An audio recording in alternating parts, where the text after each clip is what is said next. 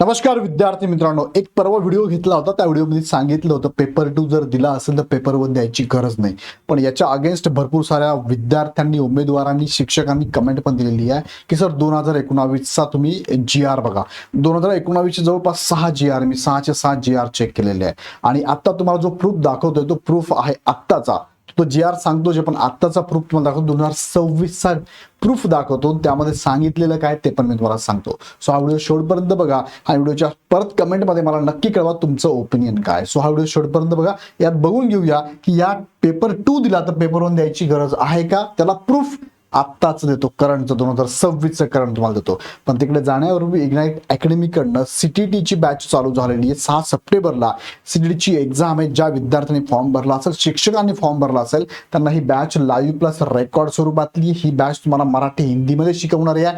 PDF स्वरूपातले notes आहे, PPT स्वरूपातल्या नोट्स आहे, test series topic wise, subject wise full length आहे. 1-to-1 काउन्सिलिंग पण असणार आहे. काळजी करू नका, ही बॅच लगेच जॉईन करू शकता. खाली डिस्क्रिप्शन मध्ये लिंक दिलेली आहे. आता बघा, मुख्य मुद्द्याकडे तुम्हाला मी घेऊन जातो. पाठीमागचा 2 दिवसापूर्वीचा एक व्हिडिओ माझा 3 डिसेंबर 2014चा, ज्यामध्ये सांगितलं होतं की पेपर 1 आणि पेपर 2 संदर्भात बघा. यात सांगितलं होतं तुम्हाला की पेपर 2 जर तुम्ही क्वालिफाईड असाल, बघा याच्यात सांगितलंय इयत्ता 5वी गटासाठी परीक्षा उत्तीर्ण होणे आवश्यक राहणार नाही. त्यात त्यांनी सांगितलं बघा, इथे काय वाक्य दिलंय, 1ली ते 5वी व वरिष्ठ प्राथमिक 6वी ते 8वी या 2 गटातील शिक्षकांसाठी प्रत्येकी एक स्वतंत्र प्रश्नपत्रिका राहील. मात्र 6वी ते 8वी या गटासाठी परीक्षा उत्तीर्ण होणाऱ्या उमेदवारास इयत्ता 1ली ते 5वीची गटासाठीची परीक्षा उत्तीर्ण होणे आवश्यक राहणार नाही, हे सांगितलं होतं मी तुम्हाला. आता यात बऱ्याच जणांनी सांगितलं 2019चा व्हिडिओ तुम्ही GR वगैरे बघा. आता हा GR कधीचा होता तर हा GR 2014चा आहे. 19 मध्ये भरपूर GR आले, पण आता तुम्हाला जो प्रूफ दाखवतोय तो प्रूफ तुम्हाला केंद्र प्रमुख भरती 2025 ज्याचा रिझल्ट लागलाय 2026 मध्ये, किंवा या संदर्भात परिपत्रक आलेलं 2026 मधलं मी तुम्हाला दाखवतो आणि त्यामध्ये त्यांनी उल्लेख केलेला GR पण दाखवतो. परिपत्रकात काय म्हटलंय तर बघा, परिपत्रकात काय म्हटलं तुमच्या समोर हे परिपत्रक आहे. आता परिपत्रकावर तुम्हाला घेऊन जातो पहिले आणि मग तुम्हाला इकडे घेऊन जातो. बघा, हे परिपत्रक आपल्या समोर आहे. यात त्यांनी काय म्हटलंय थोडं लक्ष द्याल तुम्ही. बघा, परिपत्रक कधीच आहे, 4 जून 2026 आहे. कुणाचं आहे, महाराष्ट्र शासन शालेय शिक्षण क्रीडा विभागाचं आहे. कुणी पाठवलंय, प्रति कुणाला पाठवलंय, शिक्षण संचालक प्राथमिक महाराष्ट्र राज्य पुणे यांना पाठवलेलं आहे. विषय काय आहे तर विषय केंद्र प्रमुख मर्यादित विभागीय स्पर्धा परीक्षा 2025 जिल्हानिहाय निवड यादी तयार करणे व नियुक्तीची प्रक्रिया राबवण्यासंदर्भात ही नोटीस दिलेली आहे. आणि यामध्ये मी ही नोटीस पूर्ण वाचून दाखवत नाही, ज्याच्याशी आपलं महत्वाचा मुद्दा आहे तो निगडीत मुद्दा तुम्हाला मी सांगतोय फक्त. सगळ्यात शेवटी जर तुम्ही गेलात तर या ठिकाणी बघा, इथे त्यांनी दिलेलं आहे, इथे त्यांनी दिलेलं आहे 1ली ते 5वीच्या उमेदवारांसाठी. आता हा मुद्दा लक्षात घ्या. प्रशिक्षित शिक्षक इयत्ता 1ली ते 5वी ज्यांना केंद्र प्रमुख पदावरती आता नियुक्ती मिळणार आहे. आता तुम्हाला माहिती असेल 1 ते 5 साठी काय लागतं बरं, 12वी लागतं आणि तुमचं D.Ed लागतं, तुम्ही शिक्षक होऊ शकता.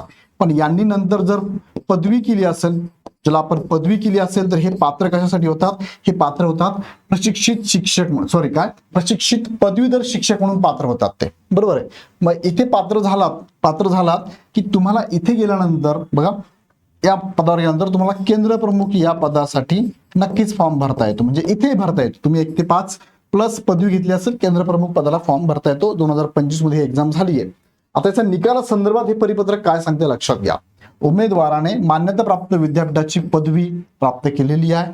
1/1/26 पर्यंत सदर पदावर त्याची किमान 6 वर्ष कालावधीची शिक्षण सेवक पकडून सेवा झाली असली पाहिजे. आता हे तुमच्याशी निगडीत, म्हणजे आजचा मुद्दा त्याशी निगडीत नाहीये, पण तुम्हाला पूर्ण वाचून दाखवतो. तुम्हाला अनुभव, म्हणजे तुम्हाला एक सिक्वेन्स लागेल की काय म्हणायचं ते बघा. 2 किंवा अधिक जिल्हा परिषदांमध्ये अशी सेवा झाली असल्यास ती ग्राह्य धरण्यात यावी. तथापि 2 जिल्हा परिषदांच्या सेवेतील खंड शासन निर्णय क्रमांकानुसार 15 दिवसांपेक्षा अधिक असू नये. दुसरा मुद्दा, खाजगी शैक्षणिक संस्थांमधील अध्यापनाचा अनुभव 6 वर्ष, ओके, तो पण ठीक आहे. आता तिसरा मुद्दा बघा, 3/2/2026 पर्यंत उमेदवाराने TET अथवा CETचा पेपर क्रमांक 1 किंवा 2 उत्तीर्ण होणे आवश्यक आहे. आता किंवा का टाकलंय, एक तर 1 ते 5 ला आहे, मग किंवा का टाकलं, त्यांनी एकच टाकायला पाहिजे होतं की नाही. पण का त्याने संदर्भ पण दिलाय.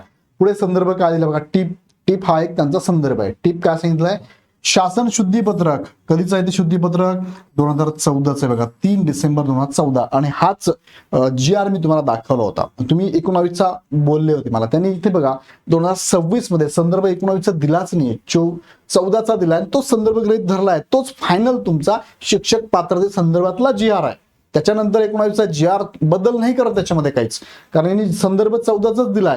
19चा जर बदल केला असता नाही तर संदर्भ 19चा घेऊन त्यांनी तसं दिलं असतं, पण तसं दिलेलं आहे का नाही, सो नीट लक्षात घ्या.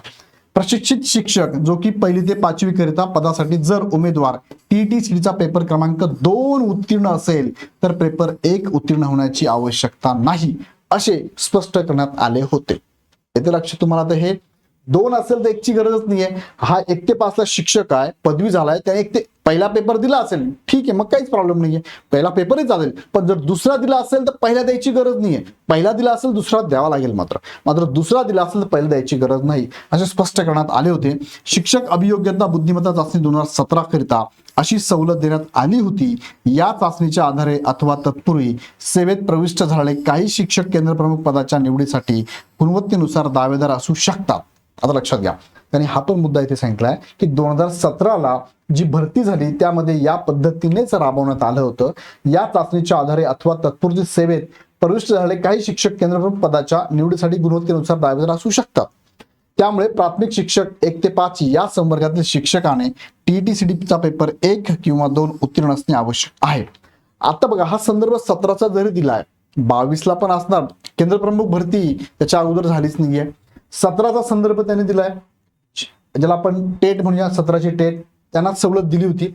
आता हा मुद्दा तुम्ही जो 19चा मुद्दा म्हणताय, तो जी आर तुम्ही जो म्हणता 24 ऑक्टोबर 2019चा आहे, तो जर 19चा जी आर असता तर ही भरती जी आहे ना, ही 2023ला पहिला फॉर्म सुटला होता, ती एक्सटेंड होऊन परत 2025ला रिओपन झाली आणि आता 2026ला याचा निकाल लागतोय.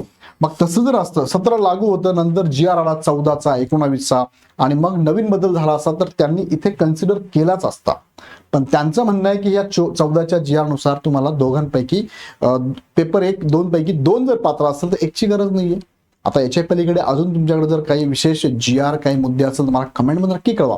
बघा, माझ्यापर्यंत जेवढी माहिती आहे, मी जेवढी माहितीच्या आधारे तुमच्याशी बोलतोय त्यावरती मी तुम्हाला हे व्हिडिओ घेतोय. याच्यात अजून काही माझ्याकडे राहिलं असेल मला कमेंटमध्ये नक्की कळवा की सर तुम्ही सांगताय पण हा जी आर तुम्ही बघितला का ह्या डेटचा, कारण तुम्ही सांगितलेल्या डेटचा जी आर जो आहे ते जी आर जे आहे ना 4-5 जी आर आहे. 7 तारखेचा आहे, 7 फेब्रुवारीचा आहे, 12 जूनचा आहे समथिंग, त्यानंतर मे मध्ये पण आलेला जी आर आहे 2019 मध्ये सांगतो तुम्हाला. फेब्रुवारी 2 जी आर आलेला आहे, मे मध्ये 1 जी आर आहे, जून मध्ये जी आर आलाय, असे 5-6 जी आर त्यावेळेस आलेले आहेत. सो त्याच्यामध्ये मात्र मला काही बदल आढळले नाही. पण पर्टिक्युलर डेटचा तुम्हाला जर जी आर वाटतंय की सर ह्या जी आरला एकदा तुम्ही अभ्यासा किंवा बघा तुम्ही एकदा, नक्कीच तुम्हाला याच्यातनं समजेल बघा, मला कमेंटमध्ये टाका. सो हा मुद्दा मी तुम्हाला क्लिअर केला. 2026 जर 2026 मध्ये लागणाऱ्या निकालासाठी लागू आहे तर सर्वांनाच हे लागू असायला हवं असं माझं ओपिनियन आहे. तुम्हाला याच्या पलीकडे अजून काही सापडलं तर मला नक्की कळवा. सो हा व्हिडिओ तुम्ही बघितला असेल, तुम्हाला नक्कीच यात वेगवेगळे डाऊट असेल, काही राहत असेल माझ्याकडनं, मला नक्की कळवा. ओके, व्हिडिओ आवडला तर लाईक करून सगळ्यांना शेअर करा आणि तुमच्या कमेंट पण मला कमेंट बॉक्समध्ये नक्की टाका. पुन्हा व्हिडिओ आपण नेक्स्ट व्हिडिओमध्ये. धन्यवाद.